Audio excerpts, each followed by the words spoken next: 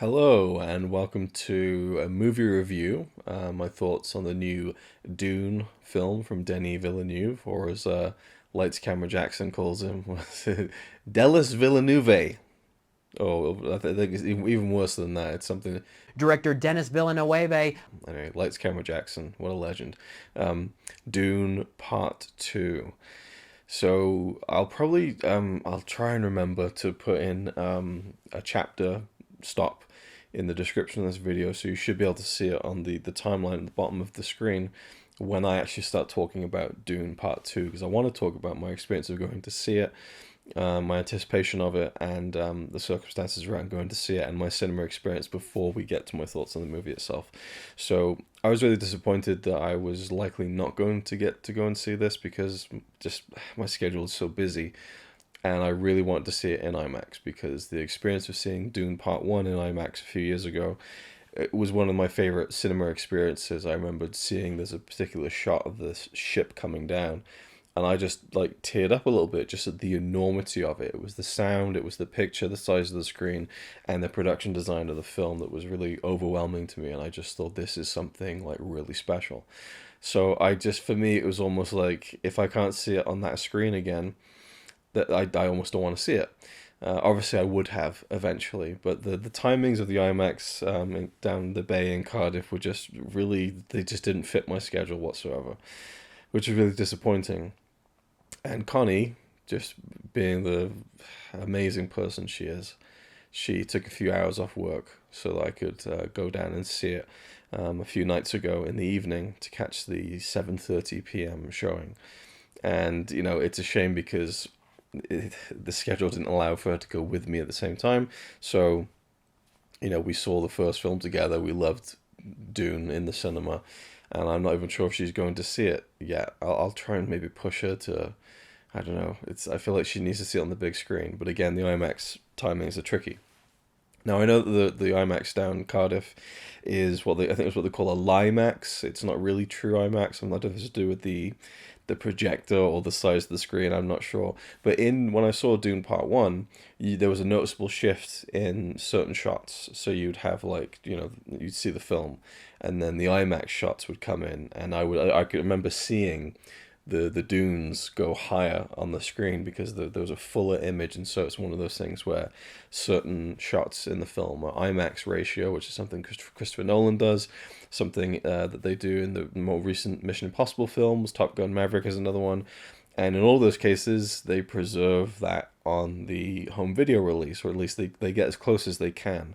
I don't believe it's really possible to put a true IMAX frame image on a 16 by 9 display TV without, I think, maybe having black bars on the left and the right, maybe, I'm not sure. But in Nolan's films, I think since The Dark Knight on Blu-ray and 4K, you get the IMAX ratio shots, switching between that and the more wider kind of cinematic. I'm not sure if it's the Academy ratio, but the widescreen image, and then full filling the whole screen practically. He did it for Oppenheimer too. So really disappointed that Dune Part 1 did not have that, because you see the comparisons of like the IMAX version to the widescreen version, and it's just so much more depth to the image, I feel like, because I just feel like it's a fuller image, and I love the look of it, and I feel disappointed still now that we don't have that on the Blu-ray and the 4K of Dune Part 1. It is what it is. But when I saw Dune Part 2, there was no shifting. I don't know whether that means that the whole thing was shot on IMAX cameras, probably not. And I'm not sure if it's to do with the projection in Cardiff, because another thing I want to mention is that this is the third time in a row now I've seen a film in the IMAX screen down Cardiff Bay at the Odeon, which would be Oppenheimer, Mission Impossible, Dead Reckoning Part 1, and now Dune Part 2. They've been slightly out of focus. I felt like Danny Madigan in Last Action Hero, just like racing up, leaving the screen, just going, the film's out of focus. The film is out of focus. I thought initially with Oppenheimer, because of the like extreme close-ups, and they even talk about in the special features on the Oppenheimer Blu-ray that I don't know the exact technical terms, but like the depth of field is I think shallow or dense or so full of depth that you could have like a character's nose in focus and then the rest of the face is out of focus. That's how like touchy it was. So I felt like in the IMAX that, wow, a lot of this is actually out of focus. I mean, it's crazy that, film this lauded would have so many out of focus shots. And now I realize it's the screen, whether it's the projectionist who just doesn't know how to fully focus a film print. Well, I guess they're probably not using film prints, of course, but or just the projector, or whether it is simply just an automated process and everything is slightly out of focus and only nitpicky bastards like me notice these kinds of things. I don't know. But in some of the close-ups in this film, I was like, oh, yeah, out of focus again. So the sound was great. Seeing it on that big screen was awesome, but it was, I definitely noticed some of the imperfections, which was a shame. Now, again, the kind of process of going to see the film was a nice one. I got a lice. I'll leave it in for free. A nice long walk to go down to the bay, and there was this little corner shop. I was kind of going to get a coffee, which I was sorely needed. So I thought I'll grab a coffee, I'll get some water, and I just noticed this corner shop I'd never seen before near the kind of Cardiff Bay area near the water there, and I thought, oh. I always like to check a corner shop or a spa because you never know what kind of imported drinks they've got in there. And sure enough, I found an ice cold can of vanilla Coke. And I thought my night just got a whole lot better. So went to the cinema, grabbed an extortionately priced Five Guys burger and Cajun fries, which I've had a debate with a coworker of mine who's like, yeah, it's so expensive. It's not even that good. The chips aren't that good. The Cajun fries are pretty fucking great. The burger, it's like halfway between not that great and pretty damn good, but definitely overpriced. But I hadn't eaten all day, so I just went for it. And I was like there, the film's starting, and I got my burger and like the foil wrapping, and it must have taken me about 5 or 6 minutes just to open the wrapping because like the sound would go down. I'm like, crinkle, waiting, and then some sound, crinkle, crinkle. So that was kind of my first 10 minutes of Dune Part 2 is me trying to open my burger. But I enjoyed it, vented my coffee, and then realized, I feel like I'm going to need to pee if I drink just another droplet of fluid or any kind of liquid. So the vanilla Coke unfortunately would lay at the bottom of my bag for the rest of the showing. The beginning of the film, and this was packed as well, which is another thing that was really cool because at first I was a bit hesitant about the seat. There was only one seat left, except for like the front row, which you don't want to be in front row for IMAX, you'll get neck issues. And it was like to the side a bit, and I thought, is it going to be too much? But it was really kind of perfect. Like the screen is so big, unless you're way off on the very far edges, it probably might be an issue. But it was absolutely packed. Like I was like, like this almost, which is a bit uncomfortable because I couldn't stretch my legs out and kind of stuff. But, it was nice to feel the atmosphere of this like packed. And it's been out for a week, and this was almost sold out, which was really cool. But right at the beginning of the film, there's this like voiceover with the subtitles at the bottom, which is how the first film started. Is that really like intimidating, like I'm sorry, but it's like that. It's this weird like. I talk about how sometimes nothing really scares me in films. That borderline scares me. That voice, it's really unsettling. But it says something like "spice is the power" or something like that. And this motherfucker in front of me, just starts snickering to his friends and leaning into his friend's ear and going, "Spice, spice." And I was just like, "You gotta be fucking kidding me!" Are you fucking kidding me? Like I'm talking like The Thing level. You gotta be fucking kidding me! Like, is this guy gonna be like this? That the whole fucking. Luckily, not so much. There's a love scene in the film, and he's nudging elbows and. And I'm just like, it's a 12-year-old in a 30-year-old man's body. But all that to say, one other thing, someone sneezed at like a really like inopportune moment, like a second before the sound came back up for the film. But they tried to like stop it, but they failed.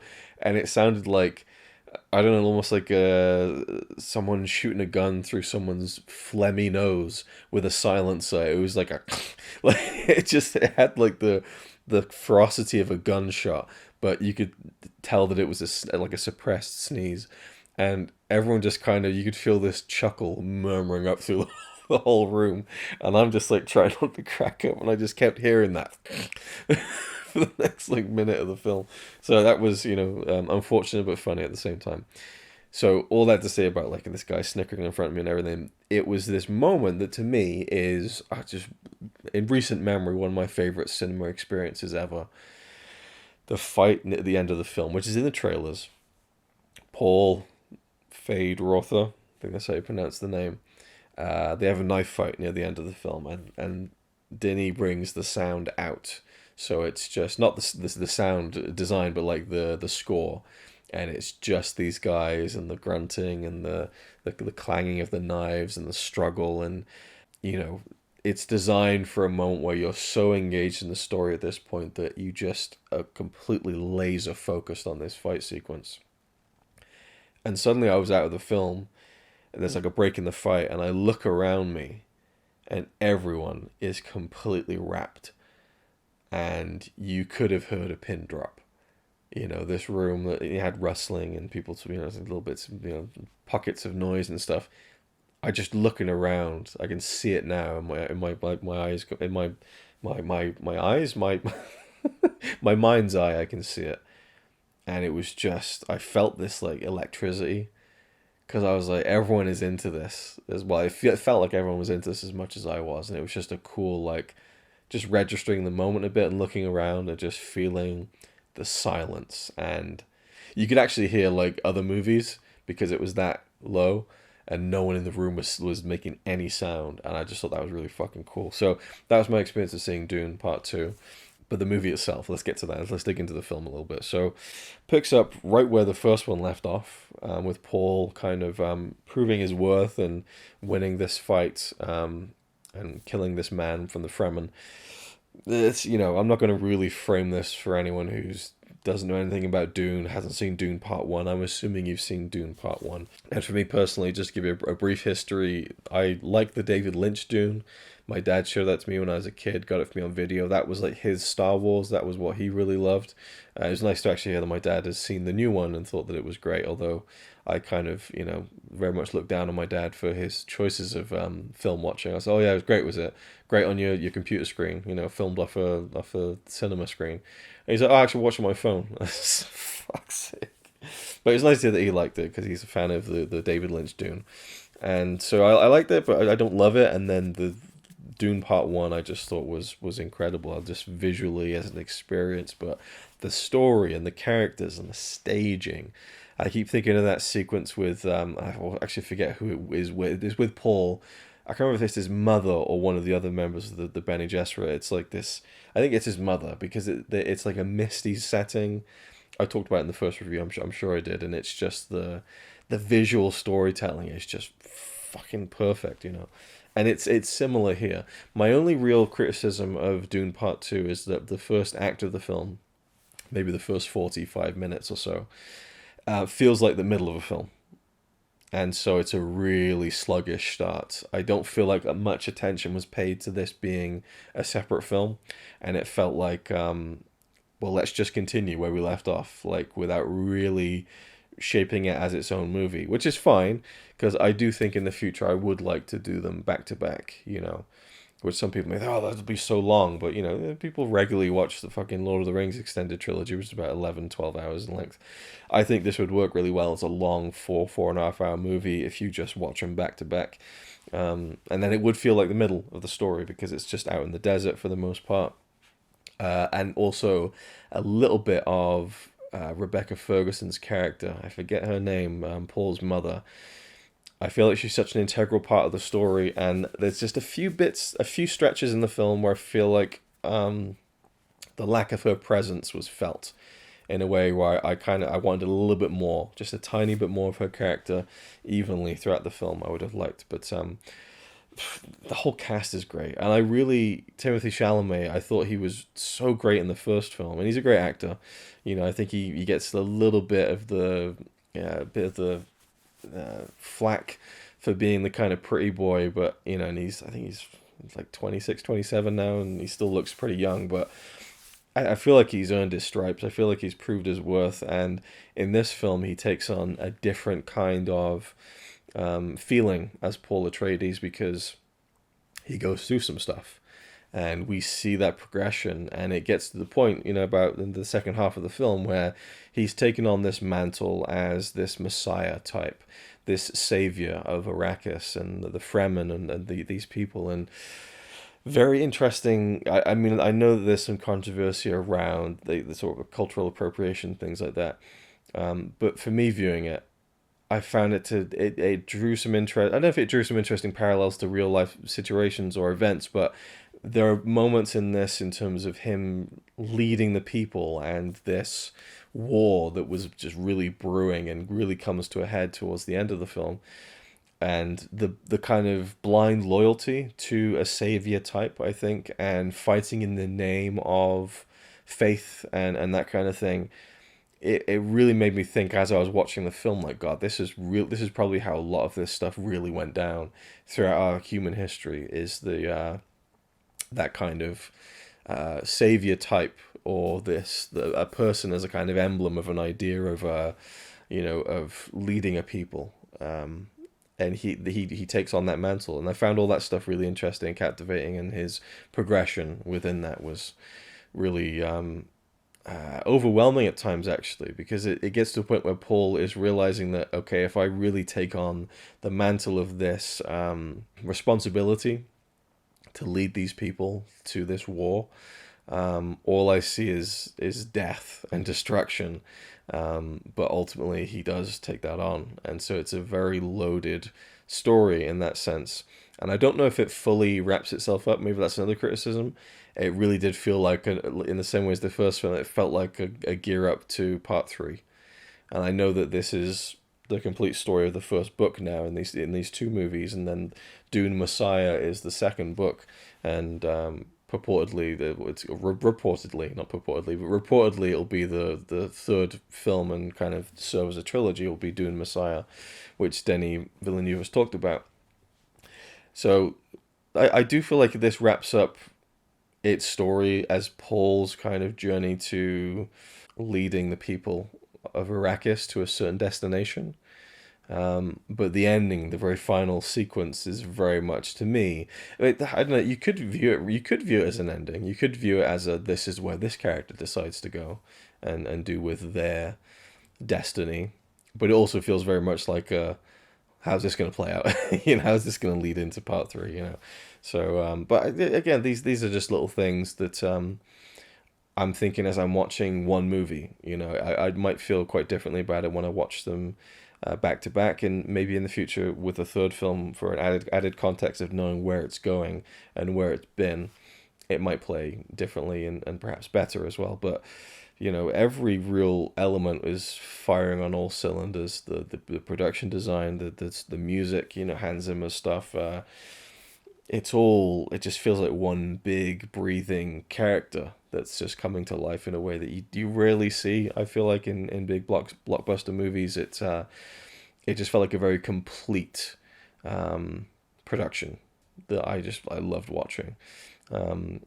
I liked Zendaya a lot. I think that her character Chani was strong, but a little bit vulnerable too. I love wordless acting. I love it when an actor can really convey something without the use of dialogue. And in that fight sequence at the end of the film, you have this really interesting build up of characters and where they're going and where they feel like they are in this whole situation.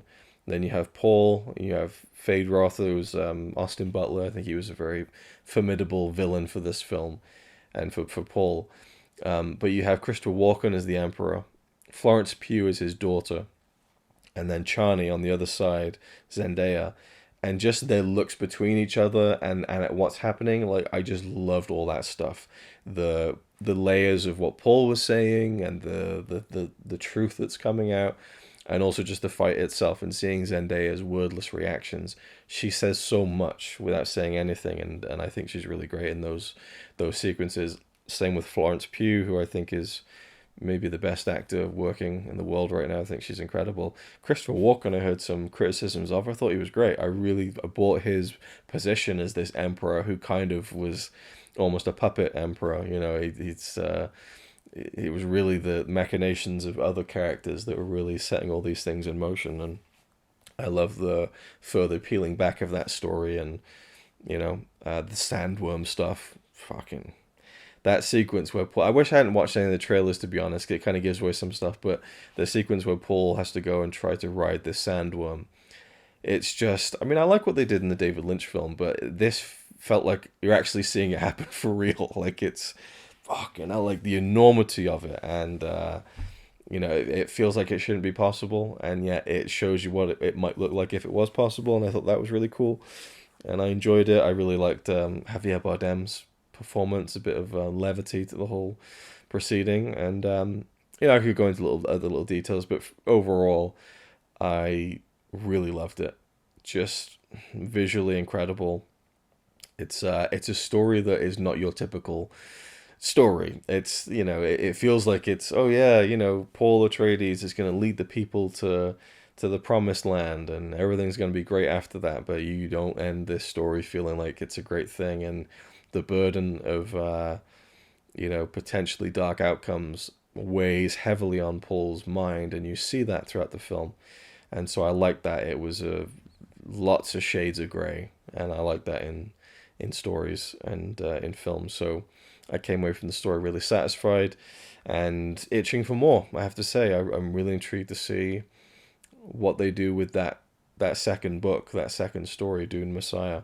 I've read a little bit about what it's about, and if they keep that same level of challenging the idea of, what a protagonist should be, perhaps, then I think it could be a really interesting, it's a terrible word to use really, but it could be a really intriguing story to explore on this big canvas. So Denis Villeneuve, I think, is one of the best directors working today. I love his stuff. I remember watching Prisoners and being blown away by it, and I think that I don't know, he seems like a director who's great at painting these broad, big stories, but doing them in a really clear way. They talk a lot about how Dune is unfilmable, or that it would take about 14 hours to make it as a coherent story. I feel like he's done a really good job.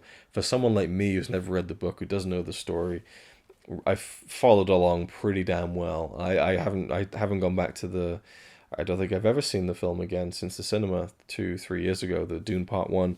I just kind of thought about it in my mind. I was like, okay, yeah, like they portrayed the Atreides family and everything, and it really it played to me. It tracked. It wasn't like I was going, oh, what was that about again? So I think he's really good at laying out stories clearly, and making things feel big, but there's always the character at the heart of it, and really compelling performances. Or I mean, you look at all his films and say there's great casts in them, but the director really is shepherding that a lot of the time, and I feel like that's no coincidence. Maybe it is. I don't know. I don't know how much, because it depends. Some directors are really hands on with the actors, some aren't. But I feel like he gets these great subtle performances out of a lot of the actors that he works with. So yeah, fucking great. Just my first thoughts afterwards is like, wow. It's what you love to feel walking out of a cinema. So I'll leave it there. That's pretty much my thoughts on Dune Part 2, I think. Can't think of anything else to really go into without I say spoiling anything, but the element of Rebecca Ferguson's character, I think she eventually becomes the Reverend Mother, I think is the title. She's pregnant, and I guess this happens early on, so it's not really spoiling anything, but she has a connection with her unborn child that is displayed in her dialogue, but also visually in a way that I found really riveting. Really riveting. That's another part of the story that I found really captivating, to give you another word. Yeah, that was a really impactful part of the story. So that's my thoughts on Dune Part 2. Let me know your thoughts if you've seen it. And otherwise, thank you for watching. Hope you enjoyed, and I'll see you in the next one.